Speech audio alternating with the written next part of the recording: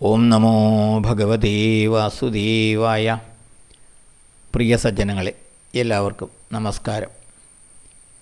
സത്സംഗവേദിയിൽ നമ്മൾ ശ്രീമദ് ഭഗവത്ഗീതയിലെ 11 അധ്യായങ്ങൾ പൂർത്തിയാക്കി. ഇന്ന് നമുക്ക് 12ാമത്തെ അധ്യായമായ ഭക്തിയോഗത്തിലേക്ക് കടക്കാം. ഈ യോഗത്തിൽ അഥവാ ഈ അധ്യായത്തിൽ ഭക്തിയുടെ പ്രാധാന്യത്തെപ്പറ്റിയാണ് ഭഗവാൻ പറയുന്നത്. 1ാമത്തെ ശ്ലോകം നമുക്ക് നോക്കാം. അർജുന ഉവാച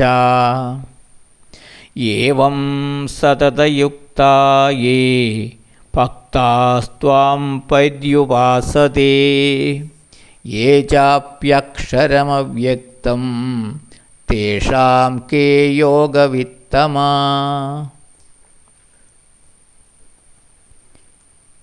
അർജുനൻ അർജുന ഉവാച, അർജുനൻ ഭഗവാനോട് പറഞ്ഞു അഥവാ ചോദിച്ചു. ഏവം,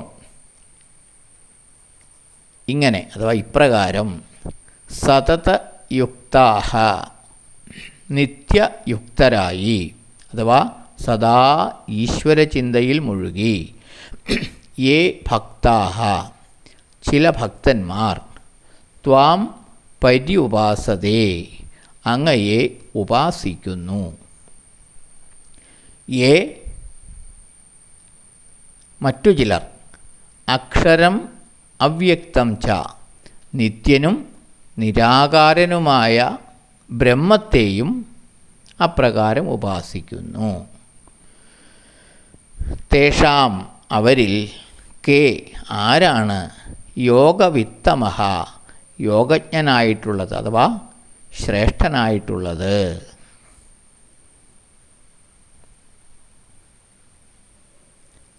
അർജുനൻ ചോദിക്കുകയാണ്, ഇപ്രകാരം, അതായത് ഭക്തിയുതമായിട്ട് ഇപ്രകാരം നിത്യയുക്തരായി അഥവാ സദാ ഈശ്വരചിന്തയിൽ മുഴുകി ചില ഭക്തന്മാർ അങ്ങയെ ഉപാസിക്കുന്നു. മറ്റു ചിലരാകട്ടെ അക്ഷരവും അവ്യക്തവുമായ, അതായത് നിത്യനും നിരാകാരനുമായ ബ്രഹ്മഭാവത്തിൽ അങ്ങയെ ഉപാസിക്കുന്നു. അവരിൽ ആരാണ് ഏറ്റവും ശ്രേഷ്ഠനായത്, ശ്രേഷ്ഠനായ യോഗജ്ഞനാരാണ്? ഇതാണ് അർജുനൻ്റെ ചോദ്യം. ചിലർ സദാസമയവും ഭക്തിപൂർവം സാകാരനായ രൂപത്തോടുകൂടിയ അങ്ങയുടെ സേവനത്തിൽ മുഴുകിയിരിക്കുന്നു അഥവാ ഉപാസനയിൽ മുഴുകിയിരിക്കുന്നു. അവരങ്ങയുടെ സാകാരമായ ഭാവത്തെയാണ് ആരാധിക്കുന്നത്. ഒരു രൂപത്തെ, കൃഷ്ണൻ്റെ രൂപത്തിലോ രാമൻ്റെ രൂപത്തിലോ ഗണപതിയുടെ രൂപത്തിലോ ദേവിയുടെ രൂപത്തിലോ അങ്ങനെ സാകാരമായ ഈശ്വരഭാവത്തെ ആരാധിക്കുന്നു ചിലർ. ചിലരാകട്ടെ പ്രത്യക്ഷമല്ലാത്ത നിത്യവും അവ്യക്തവും നിരാകാരവും നിർഗുണവുമായ ബ്രഹ്മഭാവത്തെ ഉപാസിക്കുന്നു. അവരെ സംബന്ധിച്ച് ഭഗവാൻ ഈശ്വരൻ നിർഗുണനാണ്, നിരാകാരനാണ്, അവ്യക്തനാണ്. അങ്ങനെയുള്ള ബ്രഹ്മഭാവം, അത്തരത്തിലുള്ള ബ്രഹ്മത്തെ ഉപാസിക്കുന്നു.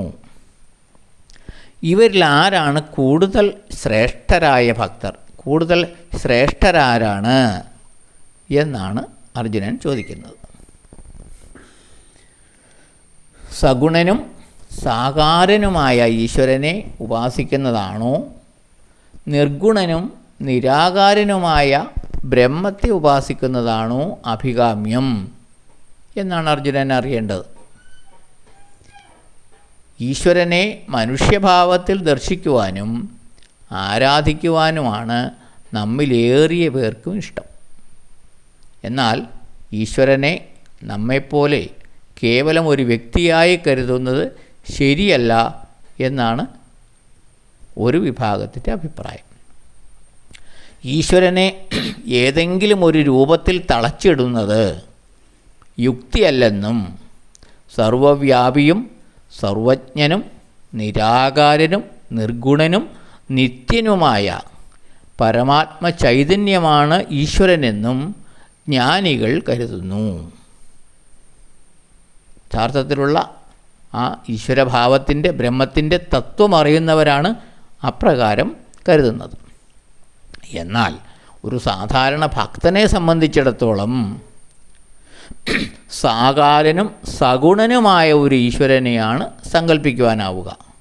അവർക്ക് നിരാകാരനും നിർഗുണനുമായ ഈശ്വരനെ സങ്കല്പിക്കുവാൻ ആകില്ല.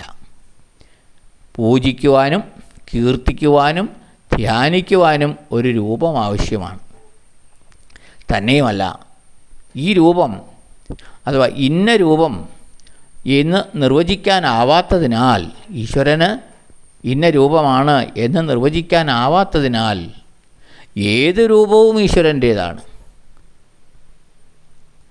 അതായത് നെഗറ്റീവായൊരു ഭാവമല്ല, അതായത് ഒരു രൂപവും ഈശ്വരൻ്റേതല്ല. അദ്ദേഹം നിരാകാരനാണ് എന്നല്ല സനാതനധർമ്മം പറയുന്നത്. പിന്നെയോ അദ്ദേഹം നിരാകാരനാണ് എന്നതിൻ്റെ അർത്ഥം ഇന്ന രൂപം എന്ന് നിർവചിക്കാനാവില്ല. എന്നാൽ ഏതു രൂപവും ഈശ്വരൻ്റേതാണ്. ഈശ്വര സർവഭൂതാനാം, സർവഭൂതങ്ങളിലും ജീവജാലങ്ങളിലും ഈശ്വരൻ വസിക്കുന്നു. ഈശാവാസ്യം ഇതം സർവം സഹസ്രശീർഷ പുരുഷ സഹസ്രാക്ഷ സഹസ്രപാദ് എന്നൊക്കെയാണ് ഈശ്വരനെ പറ്റി പറയുന്നത്. അപ്പോൾ ഏത് രൂപവും ഈശ്വരൻ്റേതാണ്. അതിനാൽ ഭക്തന് തനിക്കിഷ്ടപ്പെട്ട രൂപം സങ്കല്പിക്കുവാനും ആ രൂപത്തെ ധ്യാനിക്കുവാനും ആരാധിക്കുവാനും സ്വാതന്ത്ര്യമുണ്ട്. അതിൽ തെറ്റു കാണാനാവില്ല. ഒന്ന് ജ്ഞാനിയുടെ മാർഗമാണ്.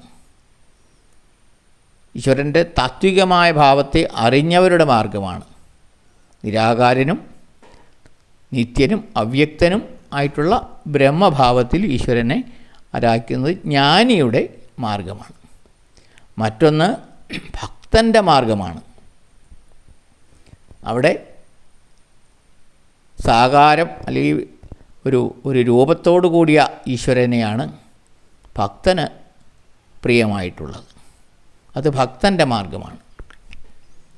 ജ്ഞാനം അഹങ്കാരകാരണമാകുമെങ്കിൽ ഭക്തി ശരണാഗതിയാണ്. ജ്ഞാനം കൊണ്ട് ഒരുവനിൽ ഒരു പക്ഷേ അഹങ്കാരമുണ്ടായേക്കാം. പൂർണ്ണമായ ജ്ഞാനം ലഭിക്കാതെ അല്പജ്ഞാനം കൊണ്ട് അഹങ്കാരമുണ്ടായേക്കാം. എന്നാൽ ഭക്തിയോ ശരണാഗതിയാണ്, സമ്പൂർണമായ സമർപ്പണമാണ്. അപ്പോൾ ഒരു സാധകനെ സംബന്ധിച്ച്, ഒരു സാധാരണ ഭക്തനെ സംബന്ധിച്ച് ഭക്തിമാർഗം തന്നെയാണ് അഭികാമ്യം. എത്ര വന്നാലും ഭക്തി തന്നെയാണ് ഈ ജ്ഞാനമാർഗത്തേക്കാൾ അഭികാമ്യമായി മോക്ഷപ്രാപ്തിക്ക് കാരണമാകുന്നത്. അതല്ലേ ഭട്ടതിരിയുടെ വിഭക്തിയേക്കാൾ ഭഗവാന് പ്രിയമായത് പൂന്താനത്തിൻ്റെ ഭക്തിയാണ്. നമ്മൾ കേട്ടിട്ടില്ലേ? അപ്പോൾ അതാണ് ഭക്തിയുടെ പ്രാധാന്യം. ജ്ഞാനത്തേക്കാൾ ഭക്തിക്കാണ് ഈശ്വര സാക്ഷാത്കാരത്തിൽ പ്രാധാന്യം. അപ്പോൾ അങ്ങനെ ഭക്തിയുടെ പ്രാധാന്യത്തെ പറ്റിയാണ് ഈ ശ്ലോകത്തിൽ പറയുന്നത്. ഈ അധ്യായം മുഴുവനും ഭക്തിയുടെ പ്രാധാന്യമാണ് വിവരിക്കുന്നത്. അടുത്ത ശ്ലോകം നമുക്ക് അടുത്ത ദിവസം നോക്കാം. എല്ലാവർക്കും നന്ദി, നമസ്കാരം. ഓം നമോ ഭഗവതേ വാസുദേവായ.